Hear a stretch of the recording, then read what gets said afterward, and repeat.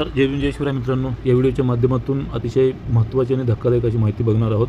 शालेय शिक्षण विभाग अतिशय म्हणजे गुपित राहून बऱ्याच गोष्टी करते, जे की व्हिडिओ कॉन्फरन्सच्या माध्यमातून अनेक चुकीच्या गोष्टी त्या ठिकाणी लपवून केल्या जात आहेत. जसं की तुम्हाला सांगितलं, यापूर्वी 0 ते 10 पटसंख्या असलेल्या शाळा ज्या आहेत त्या मर्ज करणे, शाळा समूह शाळा एकत्र करणे, एकत्रीकरण, क्लस्टर शाळा अशा पद्धतीचं काम सुरू आहे.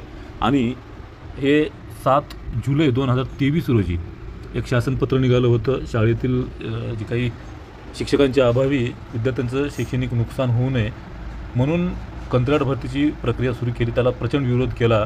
म्हणून तो विरोध केल्याच्या नंतर पुन्हा शिक्षक जे की सेवानिवृत्त झाले त्या ठिकाणी त्यांना घेण्याचं ठरवलं. मग त्यालाही प्रचंड विरोध केला. मग तोही निर्णय मागे घेतला, तात्पुरता त्यांनी स्थगित केला. मग कंत्राट शिक्षकांची अजून पुन्हा त्या ठिकाणी निवड करण्याचा निर्णय घेतला आणि आपल्या सगळ्याला माहिती आहे तो निर्णय आपण हाणून पाडलेला.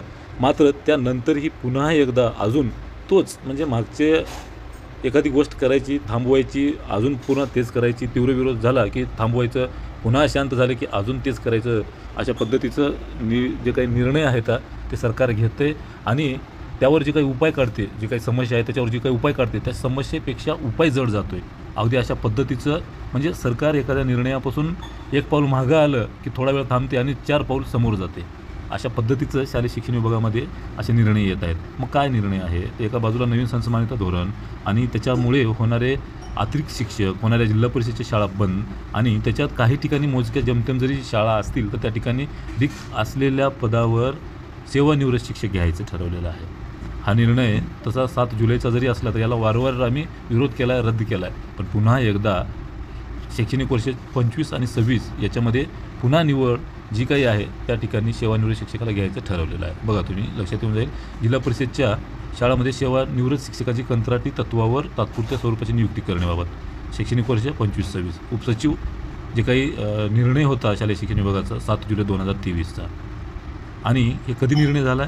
दिनांक 30 जून 2025 रोजी घेण्यात आलेली व्हीसी. म्हणजे अशी कामं जे काही लपून करायची असतात ते झाकून केल्यासारखी कामं आहेत, जे व्हीसीच्या माध्यमातून निर्णय घ्यायचे आणि त्याची अंमलबजावणी करायची.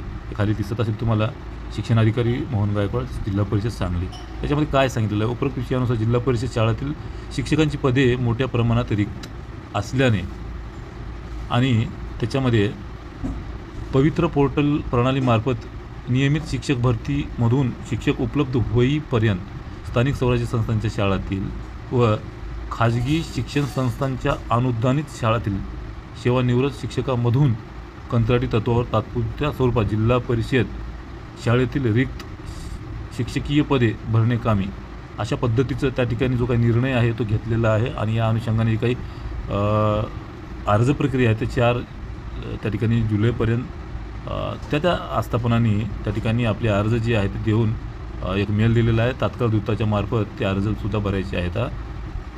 त्या ठिकाणी जे काही इच्छुक आहेत ते कशा पद्धतीनं अर्ज करू शकतात?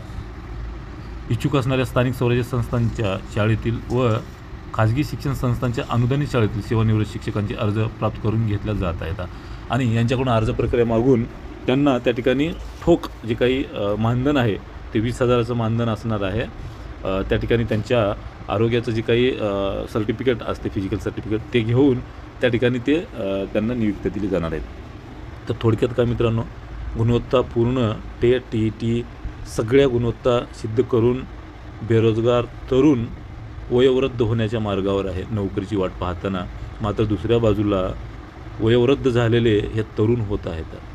म्हणजे इतकी कुचंबना जी आहे ती आपली केली जात आहे. या ठिकाणी या निर्णयाचा आपण जाहीर निषेध आत्तापर्यंत केला, पुन्हा एकदा जाहीर निषेध करतो आणि हा निर्णय लवकरात लवकर कसा रद्द होईल याच्यासाठी जोरदार पावले उचलली जातील आणि येणाऱ्या काळामध्ये अभियोग्यताधारक जे काही गुणवत्तापूर्ण अभियोग्यताधारक आहेत त्यांना कायम शिक्षक म्हणून कशी नियुक्ती मिळेल यासाठी मोठ्या प्रमाणात आपण कार्यवाही करणार आहोत. यासाठी आपला सक्रिय सहभाग जेव्हा म्हणाल तेव्हा आपण सहकार्य करणे, साथ देणे, एकत्र येणे, या सगळ्या गोष्टी करणे काळाची गरज आहे. नाहीतर मग अशा पद्धतीनं तुमच्यावर कोण्या दिवशी कोणतं संकट याहीपेक्षा मोठं उभं राहील काही सांगता येत नाही. तुर्तास थांबतो. हा निर्णय जर खरंच तुमच्या मनाला टोचला असेल, मनाला लागला असेल तर नक्की या निर्णयाचा निषेध करा आणि येणाऱ्या काळात जो काही आपण निर्णय घेऊ त्याला मोठ्या प्रमाणामध्ये सहकार्य करा, सोबत व्हा, सोबत द्या, एकत्र मिळून एकत्र या, एकत्र मिळून लढा देऊया. तुर्तास थांबतो. धन्यवाद. जय भीम, जय शिवराय.